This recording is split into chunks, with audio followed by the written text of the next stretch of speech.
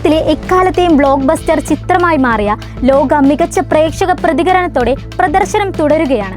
August 28-ന് റിലീസായി എത്തിയ ചിത്രം 24 ദിവസം കൊണ്ടാണ് എമ്പുരാൻ കളക്ഷൻ റെക്കോർഡ് പിന്നിട്ടത്. ഇപ്പോഴിതാ കേരള ബോക്സ് ഓഫീസിലും ചിത്രം 100 കോടി പിന്നിട്ടിരിക്കുകയാണ്.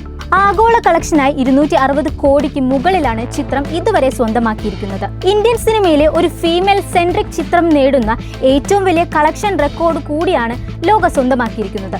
അതേസമയം മികച്ച പ്രേക്ഷക പ്രതികരണം ചിത്രത്തിന് ലഭിച്ചു. മലയാളത്തിലെ ആദ്യത്തെ ലേഡി സൂപ്പർ ഹീറോ ചിത്രമായി എത്തിയ ലോക കല്യങ്കാട്ട് നീലി എന്ന മിത്തിനെ ആസ്പദമാക്കിയാണ് ഒരുക്കിയിരിക്കുന്നത്. ദുൽഖറിന്റെ വേഫറർ ഫിലിമിൽ നിർമ്മിച്ച 7ാമത്തെ ചിത്രമായ ലോക ചാപ്റ്റർ 1 ചന്ദ്ര ബോക്സ് ഓഫീസിൽ ജൈത്രയാത്ര തുടരുകയാണ്.